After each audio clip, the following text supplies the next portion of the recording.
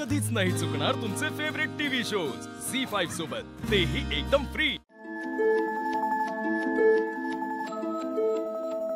शाखा मॅम, काय झालं? काय हवंय का?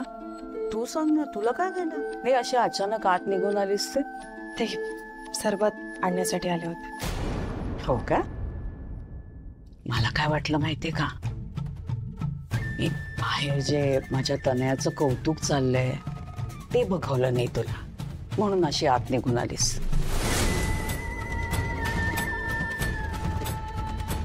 मॅम, असं काहीच नाहीये। नाही का? नाही, असं असेल तर चांगलंच आहे, पण काय आहे ना, मला असं कळलं की तू अखिलला सांगितलंस की माझ्या तनयाशी लग्न करू नकोस म्हणून।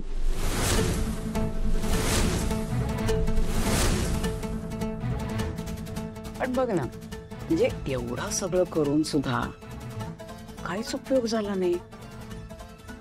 तुझ्या नाकावर टिचून माझ्या मुलीचं लग्न होतंय अखिलशी।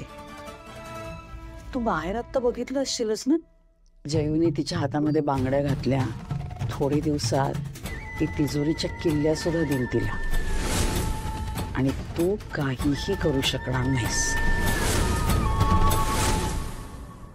मॅम, तुम्हाला खरंच काहीतरी गैरसमज होतो। अखिल आणि तनयाबद्दल मला खरंच खूप आनंद झाला। त्या दोघांनी एकत्र आनंदात राहावं एवढीच माझी इच्छा आहे। हो का?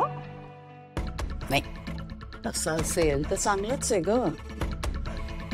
तुला आठवतं का ग वसुंधरा, असंच तुझ्या हातामध्ये बांगड्या घालून मी तुला माझी सोन करून द्यायला निघाले होते,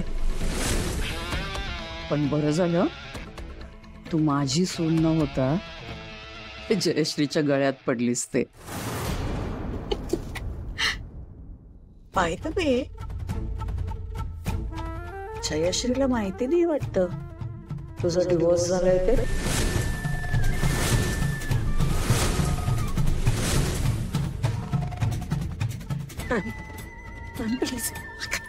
डोंट वरी, मी काय लगेच बाहेर जाऊन सांगणार नाहीये,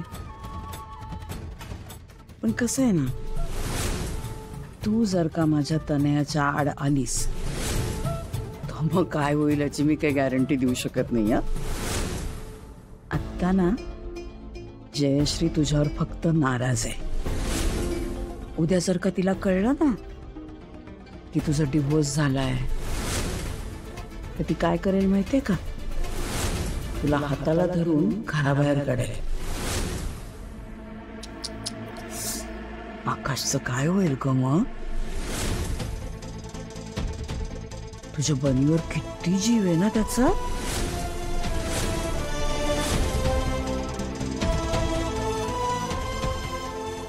विशाखा, अगं चल लवकर, हळदीला सुरुवात करायची आहे ना।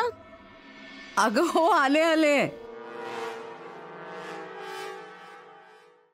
झी5 ॲप डाउनलोड करा आणि पहा सर्व एपिसोड्स एकदम फ्री।